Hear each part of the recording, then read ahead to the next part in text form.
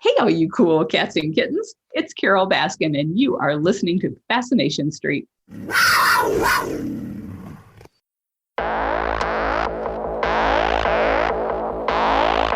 I believe that everybody has a story, and I'm fascinated to hear them. So come with me as we take a walk down Fascination Street. Welcome back, Streetwalkers. This episode is with John M. Phillips, Esquire. He is John Phillips of Phillips Hunt, attorneys at law in Jacksonville, Florida. In this episode, we talk about why he wanted to become a lawyer, what inspired him, and it's a movie that we all had to watch in school, so check that out. We talk a lot about this film. We talk about his 2015 TED Talk, and I guess kind of the case that sort of put him on the map. He is a civil rights attorney. He is a wrongful death attorney. And we talk about some of those things and some of the cases that were important to him in his career. And we talk about one of his current clients, Joe Maldonado, A.K.A. Joe Exotic, the Tiger King. We talk about how he got involved in the whole Tiger King ethos, who he was representing first and why. And then we talk about how he came to represent Joe Exotic. He does give us some insight on Joe Exotic and the justice that Joe is looking for. And then finally, we talk about, did he buy a trolley? And if so, why? All of that and more in my conversation with John M. Phillips, Esquire. Yeah, talk to me, yeah.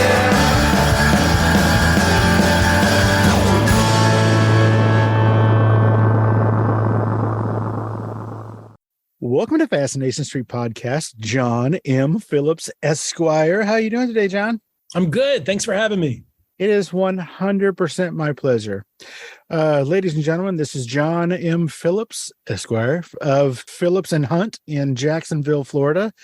He is licensed to practice law in, oh my God, so many states, I can't count them all. And also, he's licensed to argue in front of the United States Supreme Court. Is that right? It is. We've done it. Is that a separate license? It is. It's a separate license. You don't have to take a test, but you have to have a couple Supreme Court lawyers say, yeah, this guy or gal should be in the club. But it's a process. We had a case that was appealed to the Supreme Court, and luckily we wrote briefs to keep it out of the Supreme Court, and we won before having to go before the Supreme Court. So we've cool. even used it. That's probably the best, right? I mean, I'm sure it's a feather in your cap to say you've argued, but it's probably best to say you never had to. It depends on, I guess, which side you're on. We had won in the 11th Circuit Court of Appeals, and if it went to the Supreme Court, our victory would probably, be in jeopardy. And so I'm good. Let me have the win. No thanks. I'll take that honor at a later date. I got plenty of years to practice left. Nice. So where were you born and raised, John? Where'd you grow up? So I'm originally from Mobile, Alabama, and actually was high schooled in Mobile, Alabama. My dad was a nuclear power plant engineer. And oftentimes people will make a face like that. And I'll say, so was Homer Simpson. And my dad, rest in peace, would probably not understand that joke or hate that joke because he was much more competent than Homer Simpson. But there's a little niche of nuclear power plant engineers that were kind of like army brats. And so I grew up in Arizona and Kansas and outside of New Orleans and South Carolina. We moved quite a bit. So why did you not decide to be a Homer Simpson like your dad? Why did you get into law? It's interesting. I'm giving a speech tomorrow to the Florida Bar Leadership Foundation that is kind of on this topic. And so I literally just wrote, the better part of an hour-long speech on the practice of law and why I chose that path. But, the short answer is... Thank you. Yeah.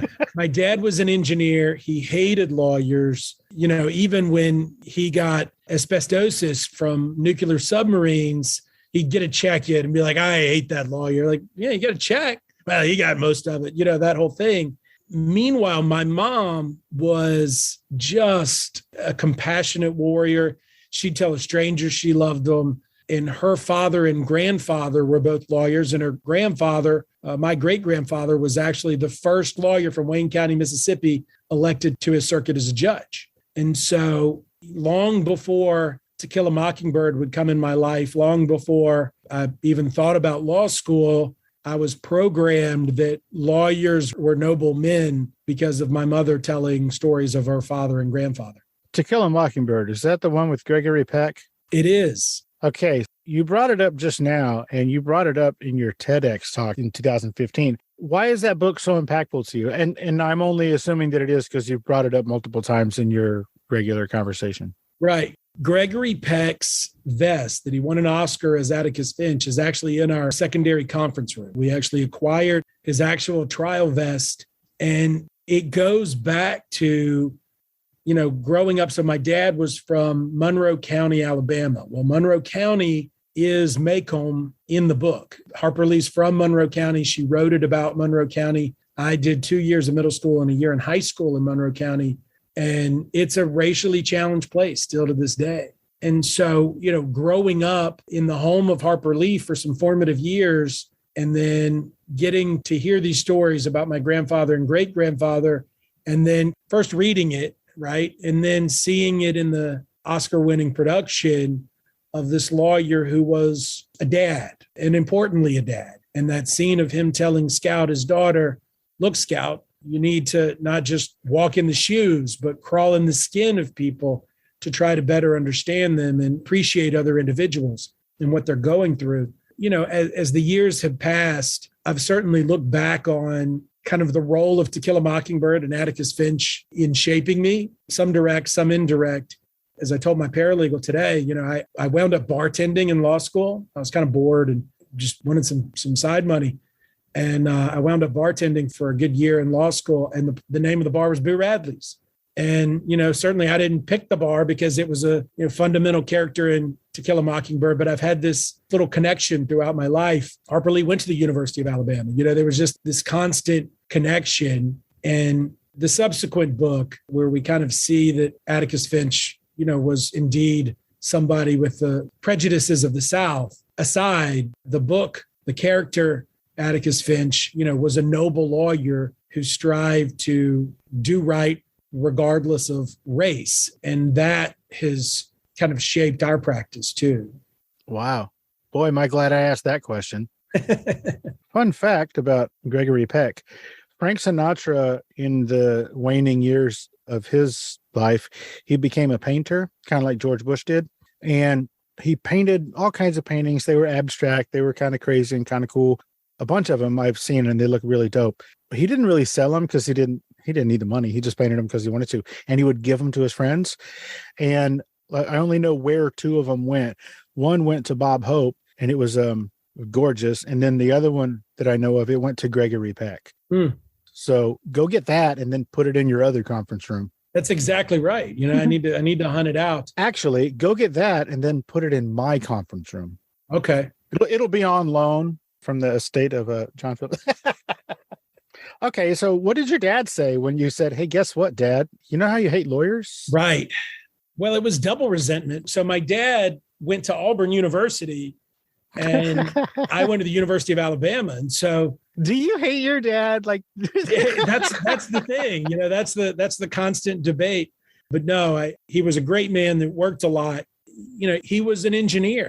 He was a guy who said few words, just your stoic Southern man that was kind of restricted and prejudiced and very flawed. And then somehow he lucked out and married, my mom, who was this crazily compassionate, she wasn't crazy, but crazily compassionate empath of a woman who just, loved people. And fortunately, I guess I got a little bit more of my mom's side in my deoxyribonucleic acid. I talk too much. I put my heart on my sleeve and it's worked out, through my first 47 years. It's burned me a couple of times, but, as a lawyer and as a civil rights lawyer, you're in rooms with families who have had the most tragic of losses. They've lost their children. And if you're the stoic person that looks like they don't care, no matter how much you care, that's going to be short-lived. And if you can relate and walk in the skin, as the Atticus Finch line goes, you can help them more than just in a courtroom. So is that Atticus Finch, To Kill a Mockingbird, I guess, ethos? Did that creep into why you decided to not necessarily specialize, but specialize in civil rights litigation? It didn't, it found me, so I wasn't the best law student. Well, yeah, you were too busy playing bartender over at Boo Radley's. Right. Well, and I went to Alabama, and it was pre Nick Saban, but we still were a football school.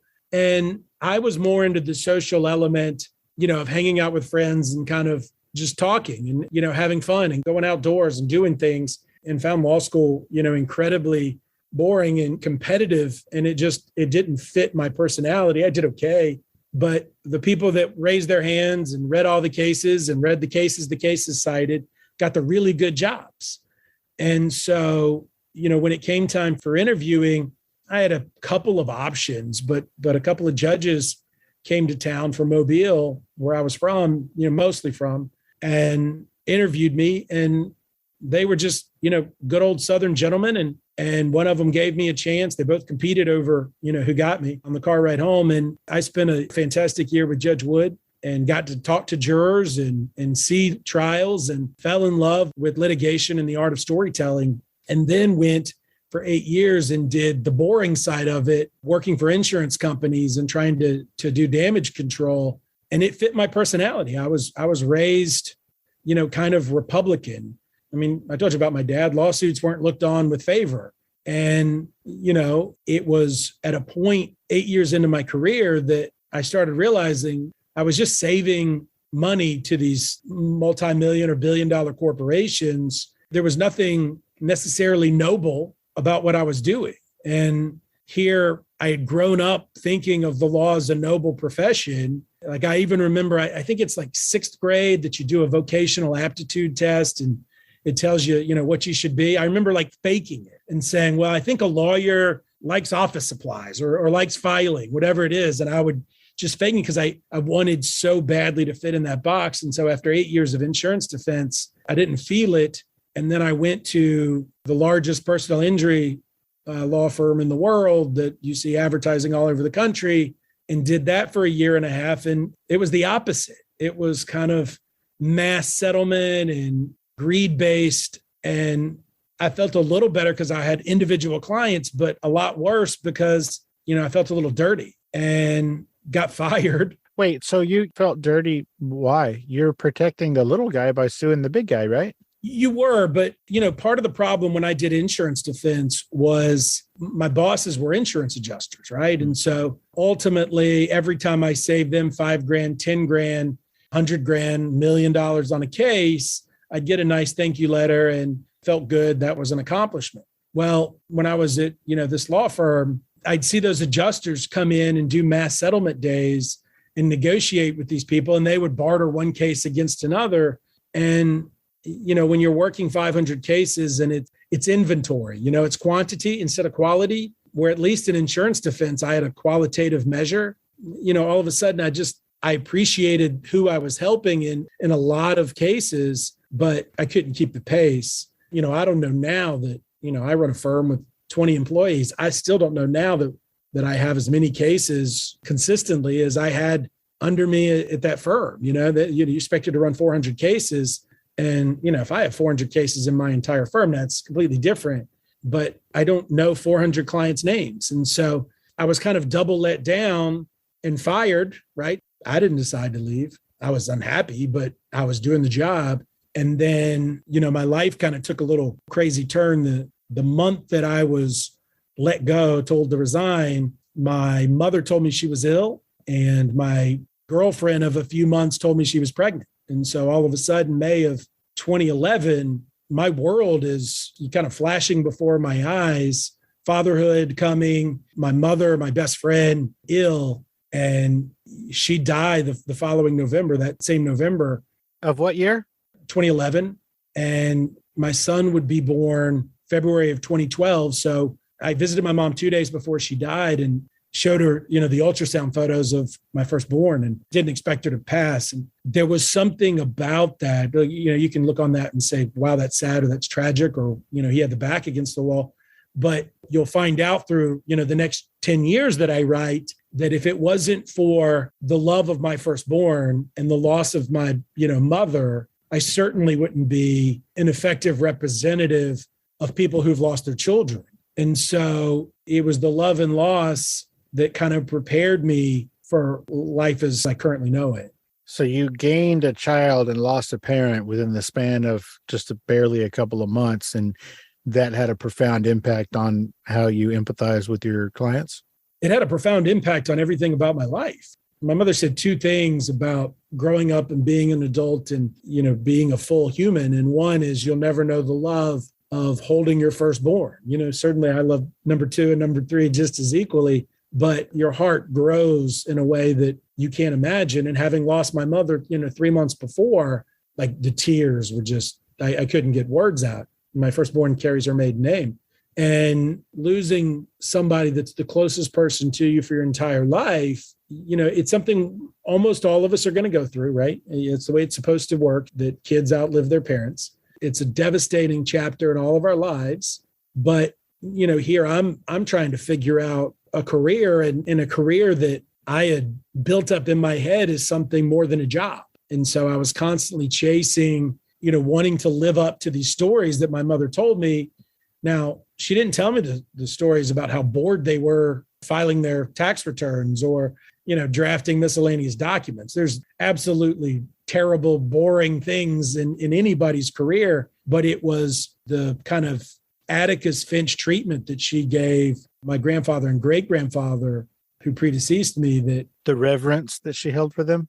The reverence is the perfect word, that it was always out of reach and an ambition, and you don't want to catch it. I don't want it 20 years into my career, but with 20 more to go, I don't want to retire.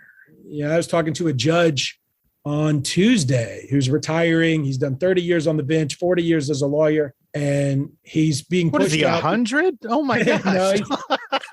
No, 67, I think, mandatory retirement age. And so he's being mandatorily retired as a judge, and he loved it. And, certainly there were days that were a pain, but, it's that old adage, and it's overstated, but if you love what you do, you'll never work a day in your life. Well, you don't have to love what you do every day. Do you have to find a passion or love in it, or supplement like Fascination Street? You got to find an outlet that keeps you thirsty, that keeps you driven. And I think the reverence in my kid handing down that to his kid and saying, you really would have liked your grandfather.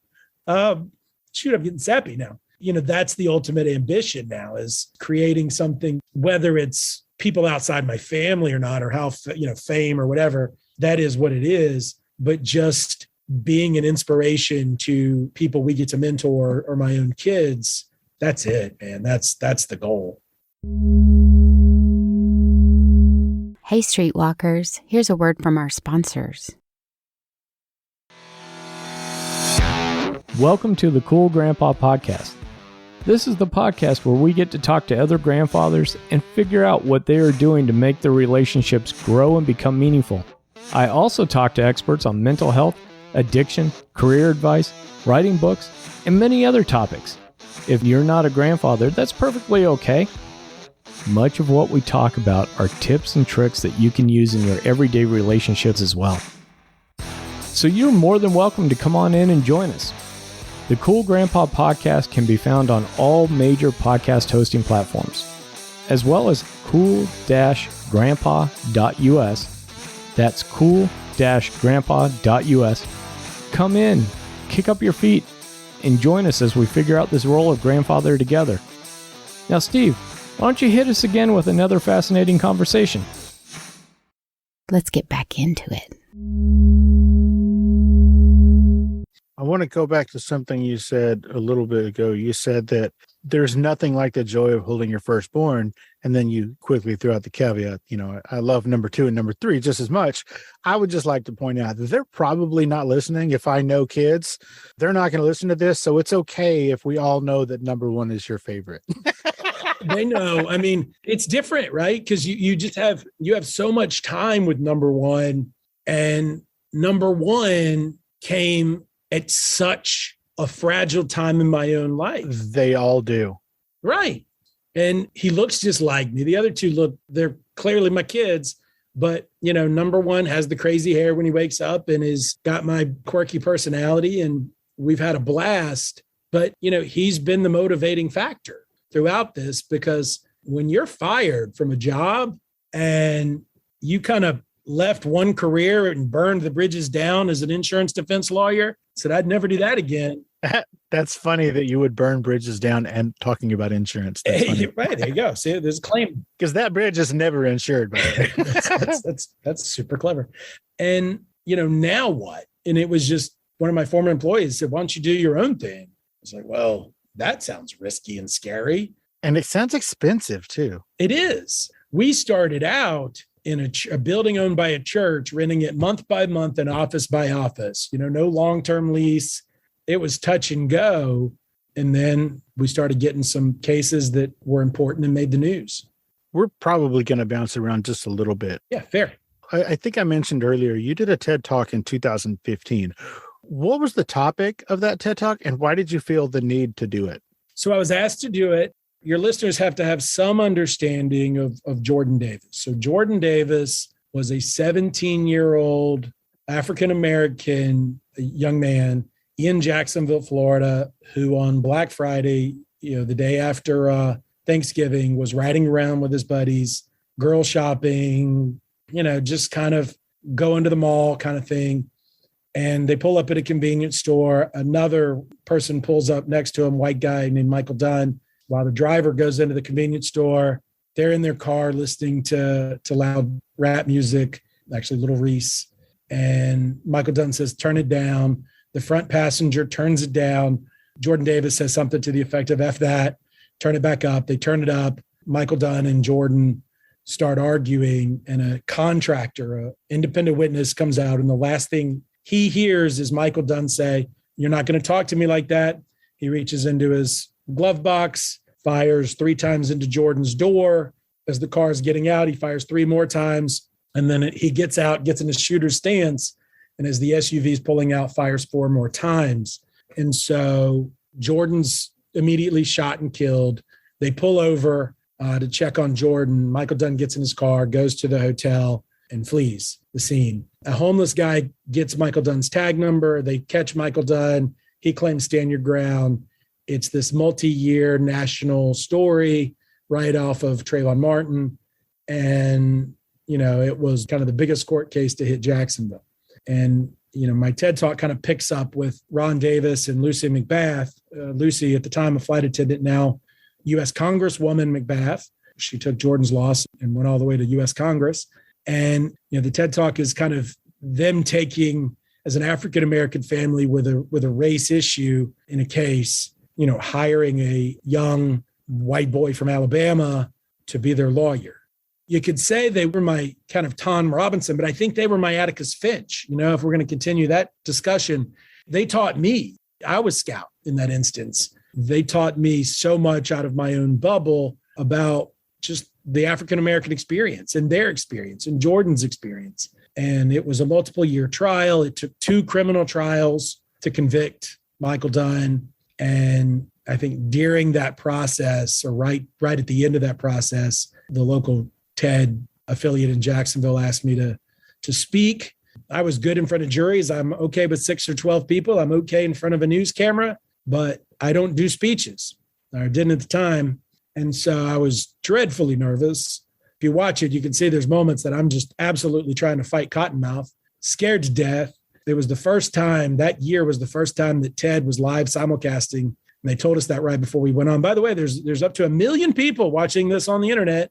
Thanks. It's like, why'd you tell me that?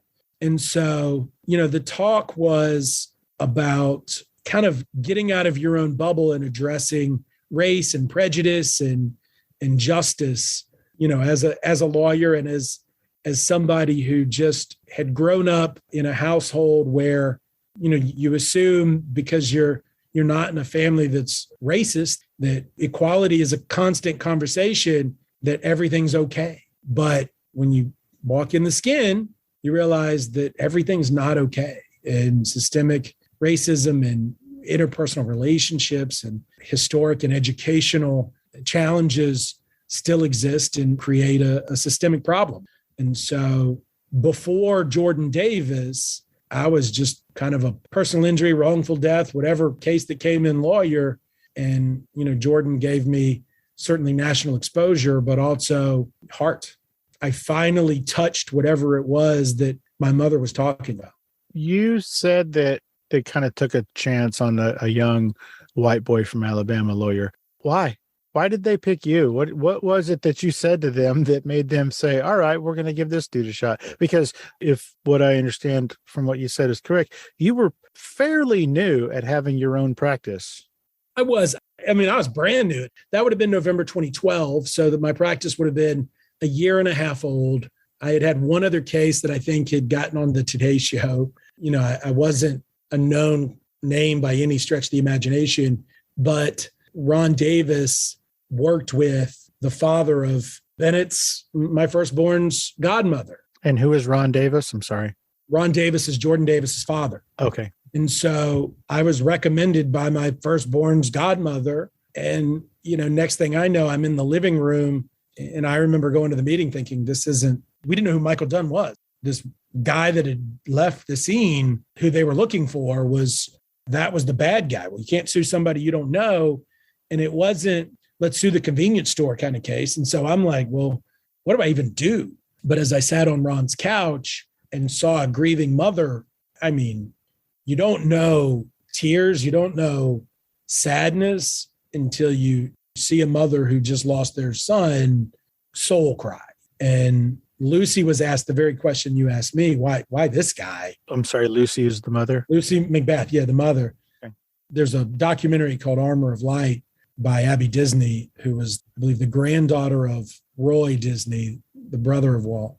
She has a company called Purple Mickey's, like Black Sheep. She's Purple Mickey.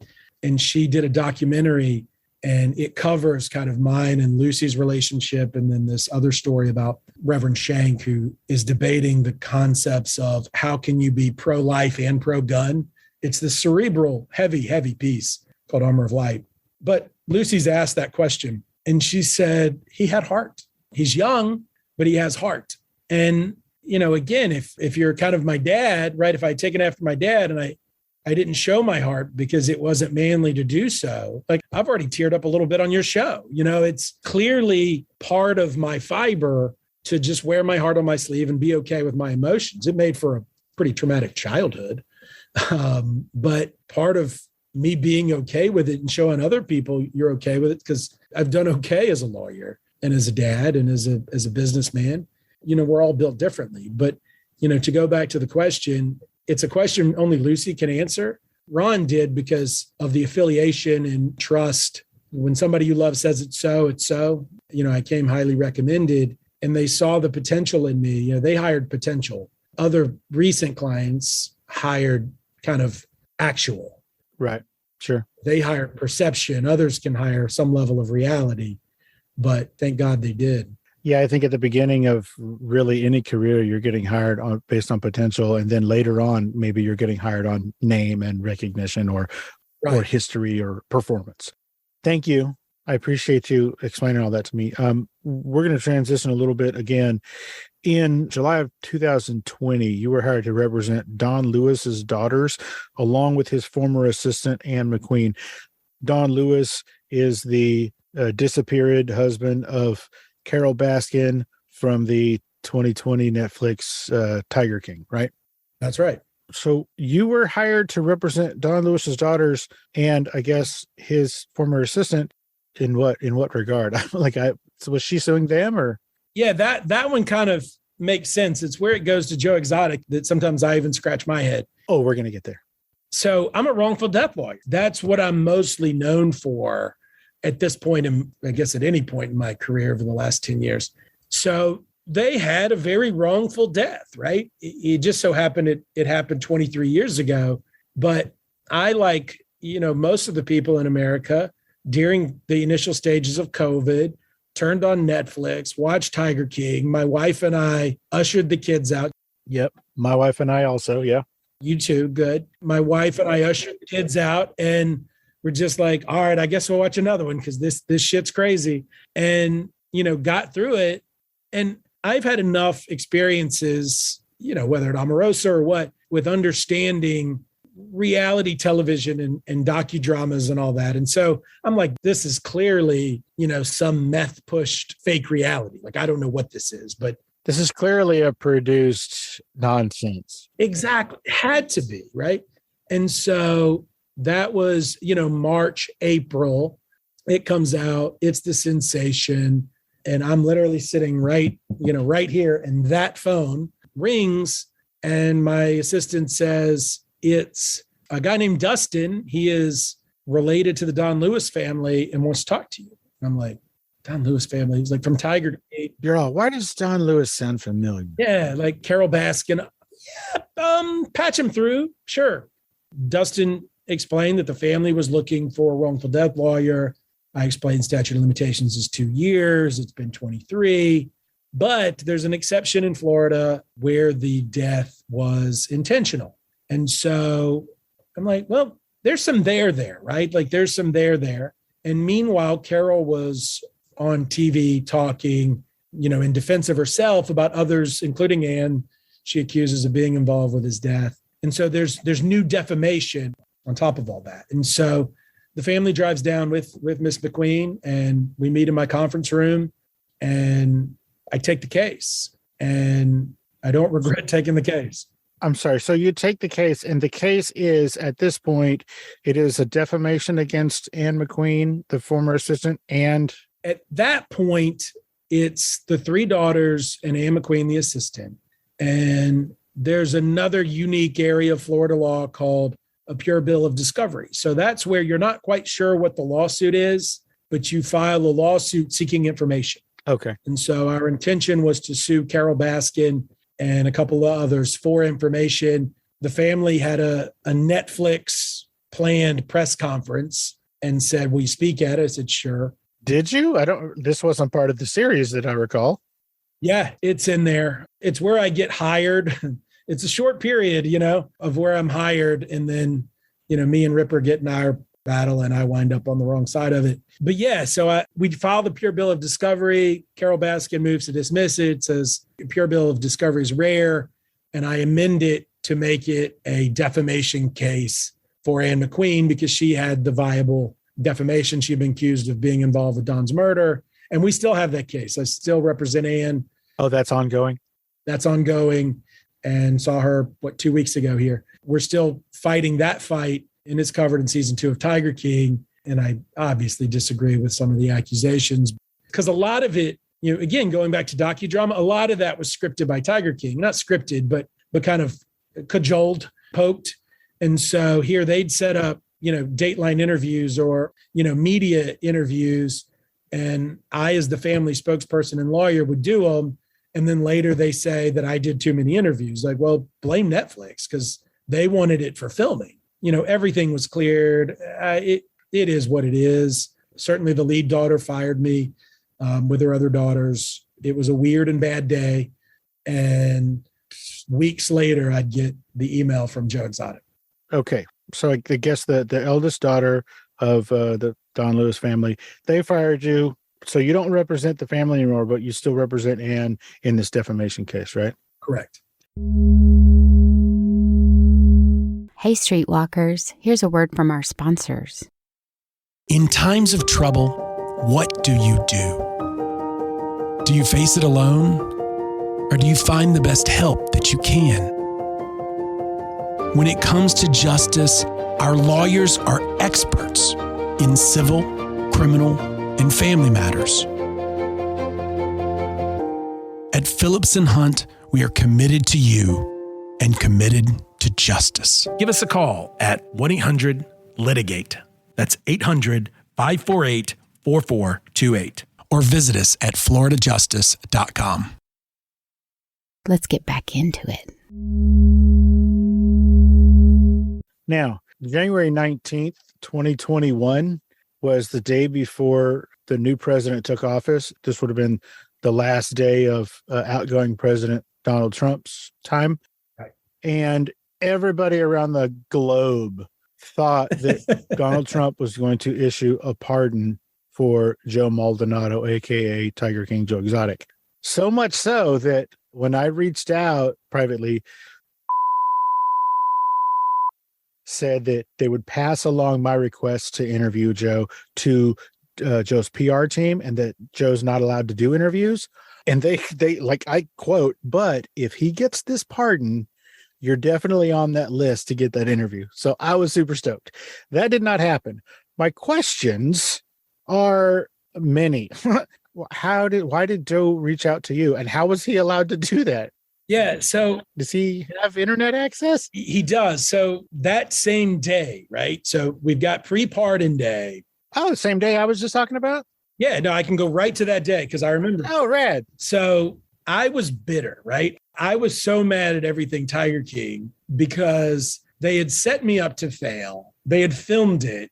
And I was like, I'm better than this. Like, why did I fall for this? I know how this stuff works. I've been on multiple documentaries, And so I got a call from an Oklahoma City reporter, and they said, we know you're affiliated with Don Lewis's family, and we're just running around getting quotes about Joe Exotic's prospect of getting pardoned because it was Team Tiger, season 2, episode 1.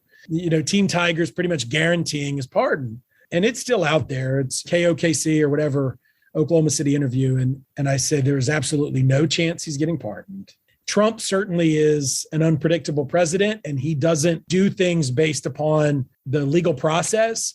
But given Joe's court case is legally premature from pardon stage, right? You haven't exhausted all of his remedies. And given the hype machine of Team Tiger and the battle over whether the pardon was even filed correctly, I was like, he's not going to be on that list. They aired that interview, and apparently that got to Joe shortly thereafter. He's connected, so he can email, and he has so many people that email him every day. He gets tons of letters every day. He has a certain limited amount of phone calls. And so Joe, at the first meeting, told me that he had heard me kind of keep it real. He had heard about me, and they, in the prison, showed the Dancing with the Stars episode. Where you ran that ad? Where I had run that ad. That's a whole different story, and it's entertaining. I think it's worth telling quickly. So we rarely run commercials as a law firm. I don't really do them. The local affiliate knew that Dancing with the Stars was coming up and knew Carol Baskin was on it. And so they said, hey, do you want to run a commercial? We'll give you a good rate. And I said, nah, wait, how much? I don't really do. Oh, how much? Yeah. So I was like, look, the only way I'll run a commercial is if it's not a commercial for my law firm, but it's a PSA, like a public service announcement. The family has to agree. And so we called the family. They said, I think it's a great idea. I said, all right, let me negotiate Tampa. Well, Jacksonville was like $500, $800, something for the commercial. That's free. Yeah, exactly. Tampa was like 3,000, 4,000. And I was like, oh, that's a lot. And so I talked to somebody at a national news show and said, hey, look, if we do this, will you air it? Like, will you make this a part of the story? That way it's broadcast nationally at some point. I'm going to pause you. So listeners, sometimes when you're watching a thing, let's just say you're watching the Super Bowl or you're watching Dancing with the Stars, a certain amount of those ads are allotted for regional and local commercials, and then a certain amount are allotted for national. Okay, go ahead. Sorry. Right. So Tampa market, because of Carol, it's a buy and sell, the value of somebody's willing to pay. And so I think I actually had to bump somebody out. So I was like, all right, we'll do it. We shot it ourselves. In the original commercial, we shot it so quickly that the word assistant is spelled wrong. Like, it was Better Call Saul quality. I will admit that now, but we had like 18 hours. So going back to Joe, I only paid for Tampa market and Jacksonville market, both Florida. We were supposed to be the very first regional spot, which was either spot 1 or spot 2 out of the first break. That was part of my condition. It's like, let me just get in, get out, and then, whatever. Well, she didn't dance until the end. Dance, loosely, referred to. So, I'm sitting there with the popcorn with my wife, like, let's see this spot. And it doesn't air. Second break, doesn't air. Third break, doesn't air. I'm texting my rep, like, hey, what's going on? National's looking at it. What do you mean National's looking at it? They're running it by legal. What do you mean they're running it by Girl, legal? I am legal. Yeah, exactly. And so Rebecca from Tiger King, the producer of Tiger King, swears that they aired it in other markets. I haven't been able to determine that, but clearly they had it queued up for the Good Morning America and all the next day. And so there were immediate meetings as Dancing with the Stars was going on about when to air this thing, because they got word of this little affiliate ad. And to say it went viral is like, calling COVID a cold. Like it went viral. Like Howard Stern was talking about it the next day. Like it was bananas, despite really only being a regional ad. And so now I was like, well, that's $6,000 or whatever it was. That was a fine investment. There's that Streisand effect. I don't know if people think they saw it in the show, like Joe. I don't know if he saw it in the show or if he saw it in the news, but Joe swears he saw it in the show and remembered it. And that's what he was always kind of trying to do, was poke the bear, right? Got him in trouble. He was always poking the bear. And so here's this lawyer related to Don Lewis poking the bear on national television. And, his people looked me up and said, no, he's good. And now he's free. So according to, as far as Joe knows, he just found a new best friend.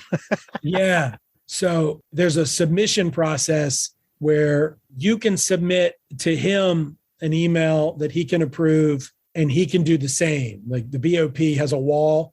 And so if both sides agree that an email can be sent or received, then they take down the wall. It's like Twitter. Like if I follow you, I still can't send you a direct message until you follow me back.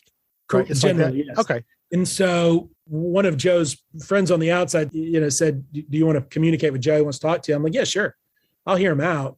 But I was so burned out on Tiger King. Like there's people that are speculating that I was paid to switch sides. Like all this, like I never got a dime from Tiger King. I had quit. I was angry. Wait, but did you switch sides?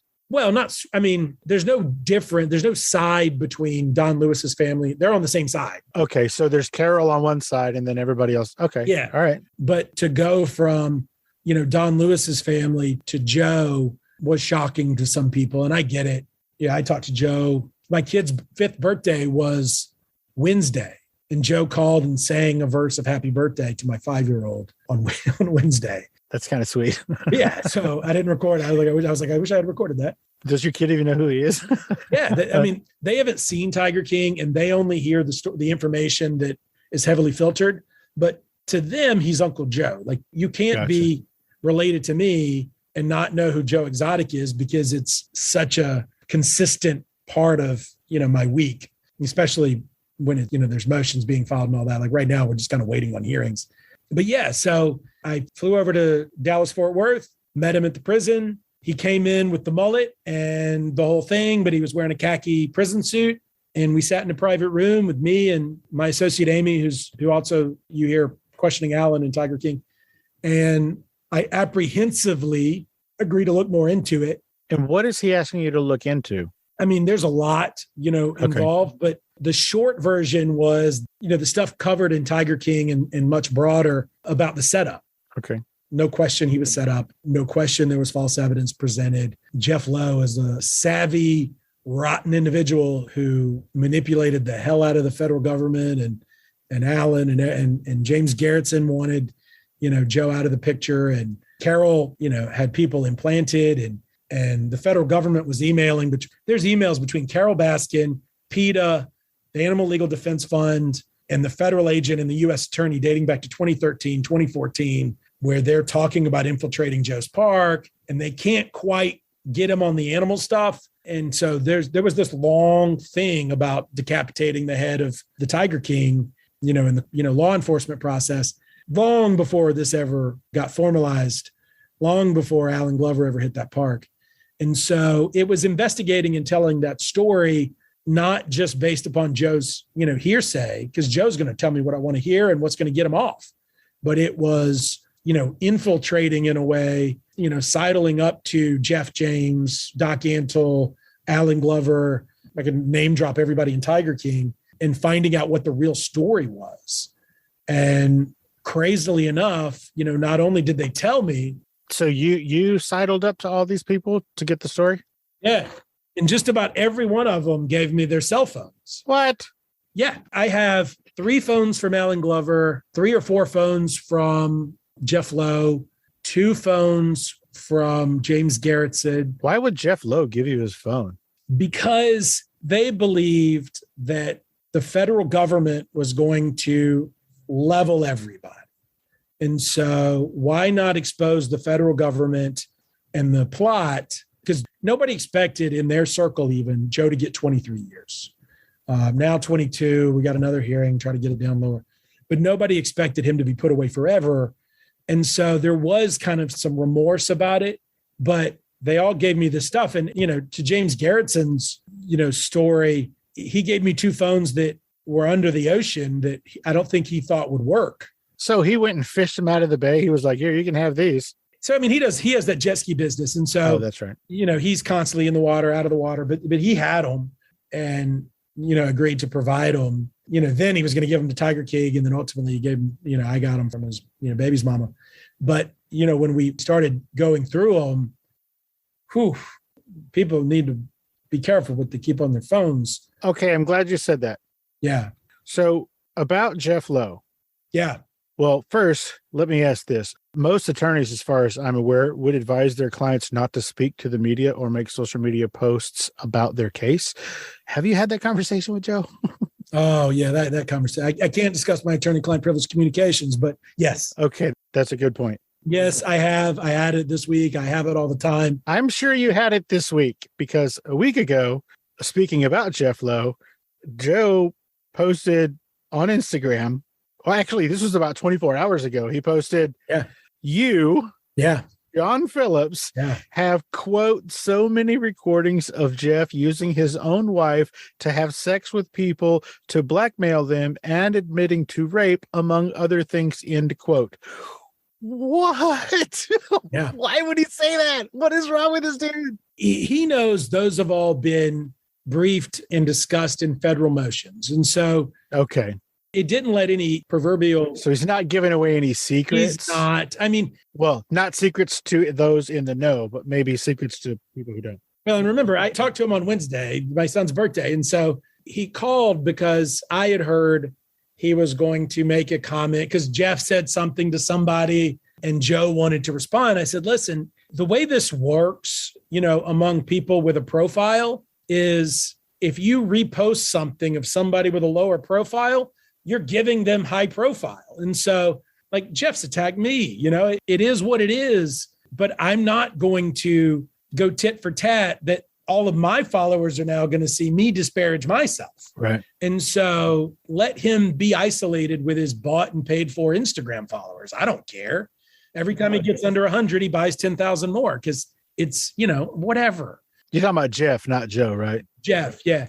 But I try to discourage it, but at some point, some of that's Joe, some of it's his team. And like Joe doesn't have access to Facebook. And so he has to tell people what to post. Joe's whole reason for being in prison is talking too much. The constant going after Carol Baskin. Now, his defense is she was ruining me. She was ruining the industry. What they're doing, and the hypocrisy with how they're doing it is wrong. It's caught up in, lies and donations and political influence. There's a whole series of tiger tales where I discuss kind of all of that. He wasn't going to sit idly by and let it happen, but he made a target on himself, and boy, they hit it. Got you. What's Tiger Tales? Tiger Tales is on my YouTube. We had some recordings of Joe, right? And then we started getting these audio recordings in, recorded conversations, government interviews, all sorts of audio recordings, some of them video, but mostly audio recordings that Tiger King not only didn't play, but they ignored their existence. Some of them they had. There will never be a Tiger King 3 in its current form because they were exposed by the end of Tiger King 1. And there was some decision of how far do we film with Tiger King 2, but I stand by the ending of season 2 because it does talk about, Alan Glover, the murder for hire, the intention that they bump off Joe using the exact same scheme. But Tiger Tales is a series on YouTube. Right now, it's just less than 200 different videos that go through things that Tiger King, none of the documentaries, nobody told you. Some of them are long, some of them are 5 minutes. Some of the evidence at trial, but a lot of these recordings that were obtained from cell phones. It's eye-opening. The problem is there's 190 something of them. And so it's an investment of time. But like the interpersonal communications between Jeff and Lauren and Jeff and Eric Good, like one of the perfect examples is James Garrettson testified at trial. Okay. The whole time he was talking to Eric Good with Tiger King. Literally the moment he gets out of court, he's offered $5,000 to film with Eric Good. And Eric Good says on a recording that James made, hey, just so you know, I'm not paying you to sit down with me and record your interview. So go find me some photos or some collateral that we can license, because you know that's how we have to do it. And James like, okay, I'll find you something. He's like, you get what I'm saying? He's like, yeah, I get what you're saying. And so before the case is even over, you've got stories being bought. You know, there's alcohol provided, there's recordings about drugs being provided during the filming. It's scandalous and scurrilous what happened making this show that we all lean forward during COVID. Wow. That's amazing. Okay, so I'm told that Joe is not allowed to do interviews. Correct. Except for like last week, he did one with. So Fort Smith, Arkansas was the first one he's ever been able to get out. I'm still not certain how he got this. So when he was in Oklahoma for the hearing, the Oklahoma local prison that he stayed in allowed him to do them. And so he did a bunch then. So it's the prison that's not allowing it, not his counsel. The Bureau of Prisons has never let a camera in. And the little Fort Smith, Arkansas interview about dating Seth and delivering pizza or whatever is the only one that I know that's gotten out. And that was a video interview? No, it was audio. It was a telephone. Oh, okay. Got you. So he can't do telephone interviews either? No. Okay. Not without approval. And before last week, we've been told no so many times that I hadn't asked again. And they've been teasing this, hey, this interview coming out of CBS on Fort Smith, Arkansas. And the newspaper called me today to talk about it. I literally today got an email from a real estate agent wanting to sell Joe a house because he's moving to Fort Smith, Arkansas. Like, lady, you need to read Pacer. Wow, that's what happens when you just read the headlines, lady. Yeah, I was like, nah, he's not moving and he's not buying a house. God bless him. I hope he and Seth work out. But as I told her, a person wrongfully convicted, and whatever the judge decides, the appellate courts decide, in Joe's mind, in my mind, he's wrongfully convicted. That person has got to have hope, has got to have a carrot, right? They got to have something they're striving towards. And so, to me, it's healthy for Joe to have ambition and plans, whether we get him out in a year or 3 years or whatever. And so I encourage it, but to get emails from a real estate agent in Fort Smith, Arkansas paper calling saying when's Joe going to move to Fort Smith and is he bringing tigers with him? I have no idea. And no, he's not. He's out of tigers. He's told me that. He talks about it. He's out of tigers. Yeah. He's ran out. No, he's done. Okay. So the next time you do talk to the prison, yes, go ahead and throw my name on that list. Okay. I appreciate it. Thank you. I will. Thank you so much. We are going to move on, I think. Or have we said everything you wanted to say about Joe? Joe Exotic. Yeah, I think you've covered that. Okay. 2 questions that don't have anything to do with Joe or any of your cases. Okay. This one isn't even really a question. I reached out to an acquaintance of mine, attorney Mark Garagos. Do you know him? I do. I said, hey, I'm going to talk to John. You got anything to say? Like, what's up, man? Give me some juice on this dude or whatever. Mark Garagos said, and I quote, he is a good man and a good lawyer. I was like, well, holy moly. Good. Well, check that dude out. He says you're a good dude. Good. I like Garagos. So I just wanted to throw that out there. Oh, Mark is such a good guy. You want to hear a funny story? He owes me lunch or dinner. He owes a lot of people lunches or dinners. No, but I mean, it's contractually. 3 years ago, before COVID, there was a charity auction that was, and I can't remember if it's lunch or dinner with Mark Garagos. And, in the kind of CNN world, we see each other and we see each other on TV, but I'd never met him. And so I bid, $500,000. $500,000? No, 500, or $1,000. Okay. I'm like, holy moly, I'd go get that lunch. No. To have lunch with Garagos, and then COVID hit, and his office tried and my office tried, And so we still haven't scheduled that lunch. And every time we communicate through somebody, so I went on Adam Carolla's podcast, and he's got that relationship with Garagos, and they do the podcast together, Reasonable Doubt. So were you on Reasonable Doubt? I was on Adam Carolla's show. Okay, gotcha. I told Carolla, next time you talk to Garagos, tell him he owes me lunch. And then I talked to Dr. Drew, and he was just like echoing it back. So we're going out to LA in September, and I need to free up that lunch. I'll make it happen. Great. I'll reach out moments after we get off here. Okay, now this could be my last question. Did you really buy a trolley, and what are you going to do with it? That's an interesting question. Yeah. So, okay, let me say it this way. When I first bought this law firm, like 90s boombox, the big radio stations used to have a boombox trailer that were like speakers, but they were just wooden built out. And so Jacksonville's country station had a tow behind boombox that they put on Craigslist. My wife sent it to me as a joke. It wasn't a joke. I called the radio station, said, listen, I'll pay you half in money that goes towards advertising and $2,000. There's like $4,000, like $2,000 for advertising, $2,000 cash. I want the boombox. They said, deal. And so I bought the boombox. That boombox has been in every MLK parade, almost every Veterans Day parade, opening beaches parades, pride parades. Like that boombox has been in every parade. We blare fun music. We walk along, hand out koozies and frisbees and all things. That say Phillips and Hunt? All of it. Everything. Okay, sure.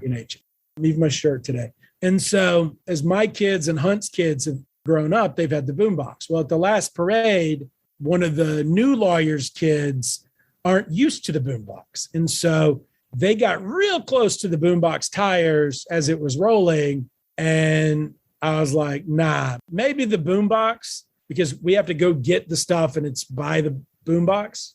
Of course it is. It's like, maybe the boombox isn't the way to go anymore. Plus it's old.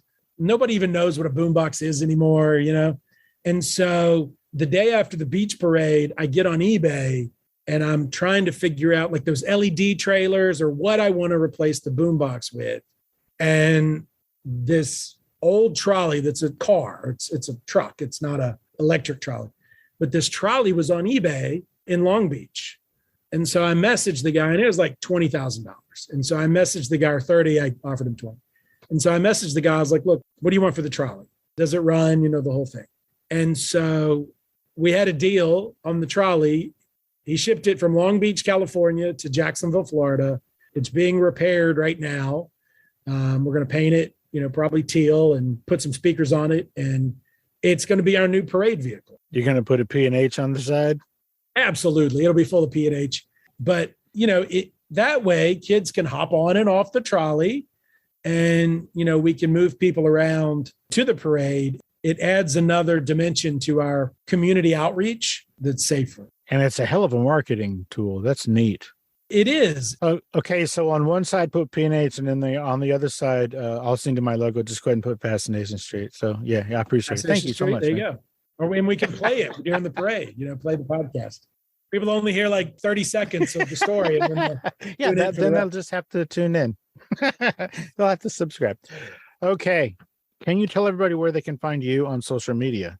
Certainly. So on Twitter, it's at John Phillips. On Instagram and most of the rest, TikTok, it's John Phillips-esque, ESQ.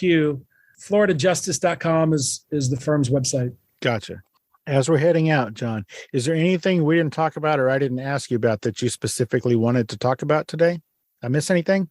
No, I mean, we could have fun for hours, but the Joe Exotic craziness and the, kind of how we got here or in Jordan Davis are really the kind of bookends to explain it all. The story so far, you still got another 20, 25 years of lawyer into you.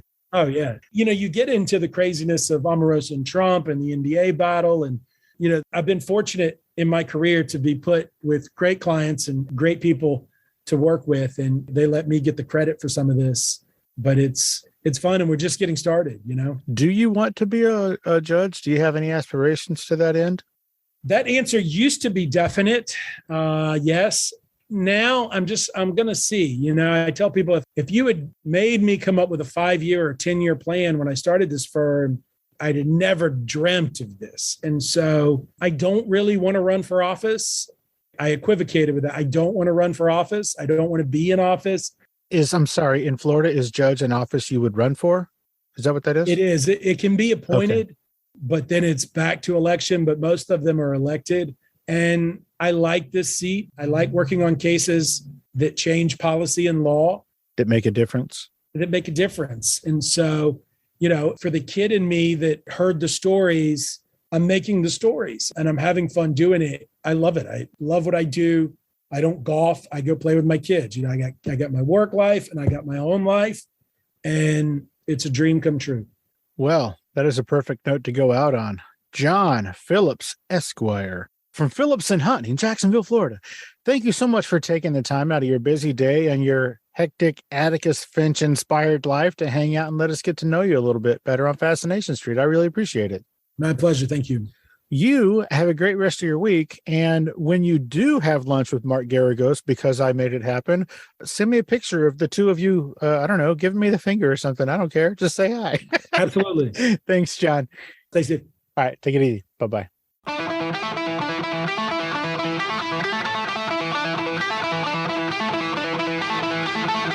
Opening music is the song Magnolia from the 2001 album Intransigence, used with permission from Douglas Miles Clark. Closing music is from the song Say My Name off the 2021 album Underdog Anthems, used with permission from Jax Hollow. If you like the show, tell a friend. Subscribe and rate and review the show on iTunes and wherever else you download podcasts. Don't forget to subscribe to my YouTube channel. All the episodes are available there as well. Check me out on Vero at Fascination Street Pod and TikTok at Fascination Street Pod. And again, thanks for listening.